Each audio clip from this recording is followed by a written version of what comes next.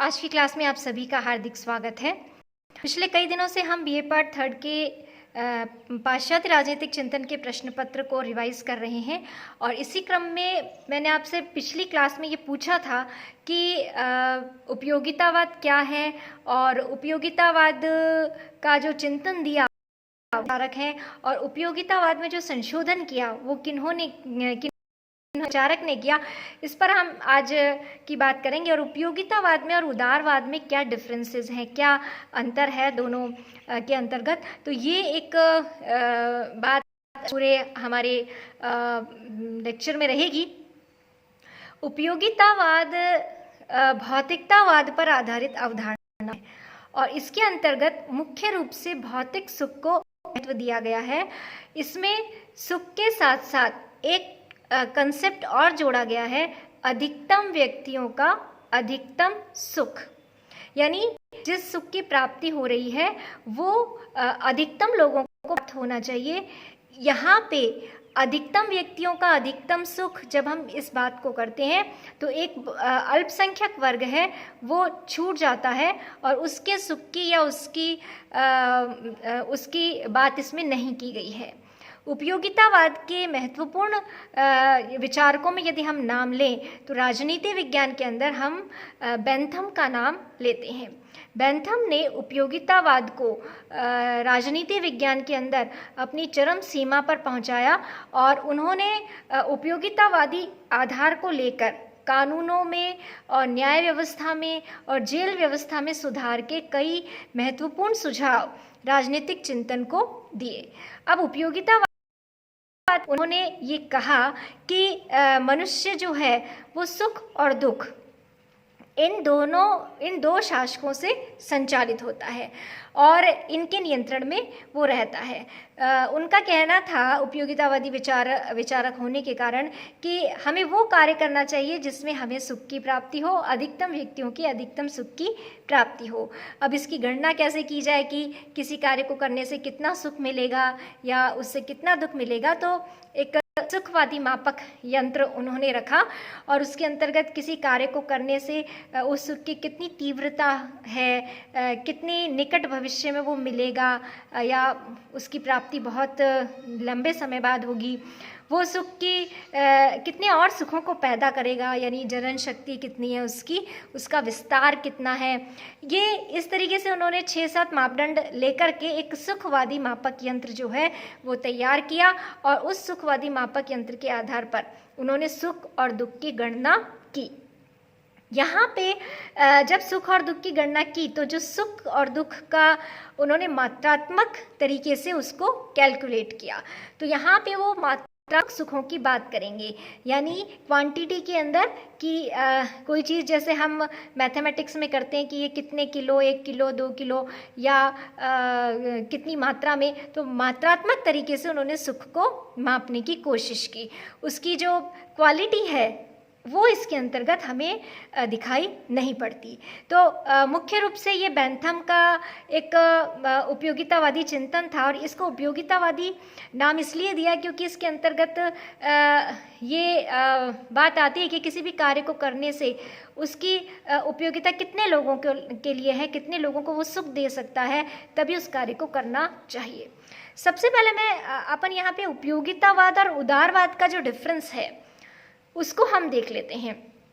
क्या उदारवाद उपयोगितावाद है या उनके बीच में, क्योंकि दोनों के बीच में क्या डिफरेंसेस है, तो उदारवाद जो है वो व्यक्ति की स्वतंत्रता को महत्व देता है और उसके अंतर्गत उदारवाद में प्रत्येक व्यक्ति का महत्व होता है, वहाँ पे अल्पसंख्यकों का भी अपना महत्व होता है। तो इसका तात्पर्य यह है कि उपयोगितावाद और उदारवाद दोनों में डिफरेंसेस हैं और जो स्वतंत्रता को मुख्य समर्थन करने वाला जो कॉन्सेप्ट है वो उदारवाद है। उपयोगितावाद के अंतर्गत नैतिकता, स्वतंत्रता, इन सब का बहुत अधिक अर्थ नहीं रह जाता और यही कारण था कि आगे चलकर बेंथम के जो शिष्य हैं जॉन स्टुअर्ट मिल, मिल, उन्होंने उपयोगितावाद में संशोधन किया, उसको नैतिक बनाने का प्रयास किया और उसमें स्वतंत्रता के कंसेप्ट को लाने का प्रयास किया। जो मात्रात्मक सुख है उनको उन्होंने गुणात्मक तरीके से बताया कि जो सुख और दुख है वो मात्रात्मक नहीं होते बल्कि गुणात्मक होते हैं, उनके अंतर्गत क्वालिटी के बेस्ड वो चीज़ें होती हैं।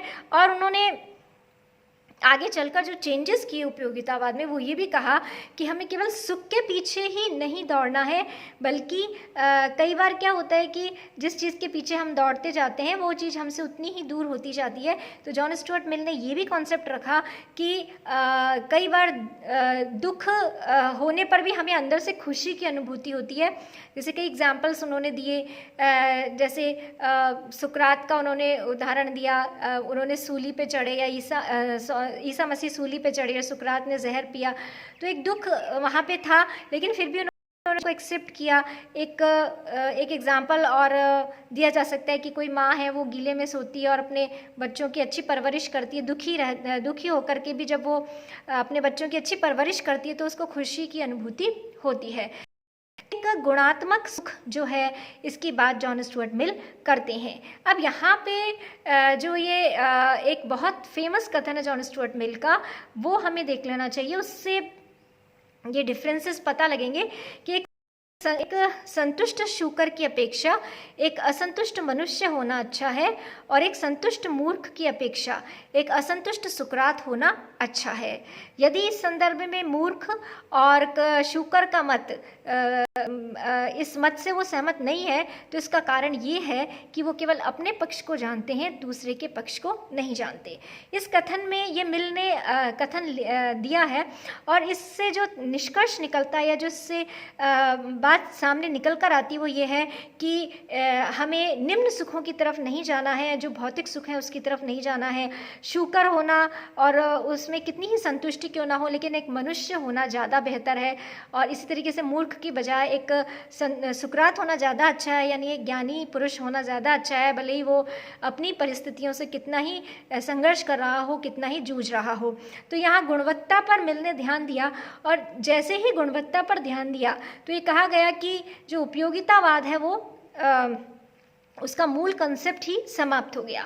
जॉन स्टुअर्ट मिल के लिए कहा जाता है कि उन्होंने रोग के साथ साथ रोगी को ही समाप्त कर दिया, क्योंकि जब गुणवत्ता की बात आई तो फिर हम सुख दुख की गणना नहीं कर सकते, गिनती नहीं करते, क्योंकि मात्रा की गिनती तो की जा सकती है। ये तो नापा जा सकता है कि दूध 1 किलो है या 2 किलो है या 3 किलो है, लेकिन उसकी जो क्वालिटी है जब हम उसकी बात करते हैं कि इसमें कितना दूध है, कितना पानी है, तो उस समय थोड़ी दिक्कत आ जाती है।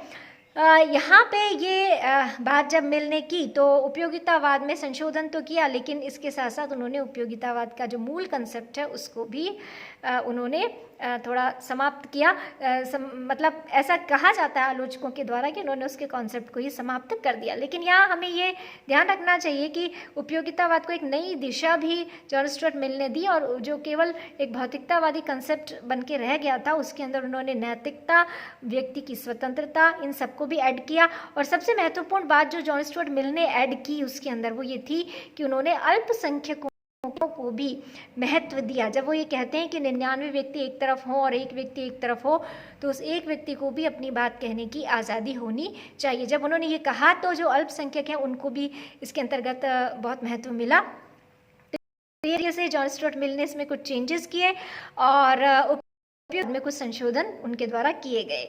तो इस तरीके से बिल बेंथम और मिल, इन दोनों का नाम उपयोगितावादी चिंतन के अंतर्गत आता है और इनके अंतर्गत इनके जो डिफरेंसेस हैं वो भी मैंने आपके सामने रखे। और ये भी एक बात है कि जो जॉन स्टुअर्ट मिल बेंथम के शिष्य हैं वो अपने गुरु की अपनी अलग अलग बिंदुओं पर अपनी असहमति जाहिर करते हैं, और ऐसा करते हुए उन्होंने एक अपना जो पूरा कंसेप्ट था उपयोगितावाद को लेकर के वो अपना सामने रखा। तो इस उपयोगितावाद के अंतर्गत जॉन स्टुअर्ट मिल आगे उसमें लेते हैं तो उन्होंने एक स्वतंत्रता का बहुत अच्छा कॉन्सेप्ट दिया ऑन लिबर्टी के अंदर। आगे रिप्रेजेंटेटिव गवर्नमेंट में उन्होंने लोकतंत्र को लेकर अपने कुछ कॉन्सेप्ट्स दिए। तो बेंथम ने उपयोगितावाद का जो प्रयोग है वो राजनीतिक सुधारों के लिए किया। राजनीतिक सुधारों में उन्होंने कानूनों में सुधार, जेल व्यवस्था में सुधार और न्याय व्यवस्था में सुधार, इन सब में सुधार के लिए उन्होंने अपने सुझाव बेंथम ने दिए थे। तो आज हमने बेंथम और मिल इन दोनों को की उपयोगिता को कंपैरेटिव तरीके से पढ़ा है और उसको समझने की कोशिश की है। आप अब बहुत कम और वीडियोस के अंतर्गत हम इस पूरे पाठ्यक्रम को समेटेंगे, जिससे परीक्षाओं के को तैयारी करने में बहुत अधिक असुविधा ना हो। अगले वाले वीडियोस में मैं आपको सामाजिक समझौतावाद के जो हॉब्स, लॉक और रूसो, ये 3 चिंतक हैं, इनके बारे में हम बात करेंगे और आप इनके बारे में अभी से पढ़ करके अपनी तैयारी करके रखिए। यदि आपको कोई प्रश्न पूछना है तो आप मुझे व्हाट्सएप पे या चैट बॉक्स पे लिखकर भेज दीजिए। आज की क्लास में बस इतना ही।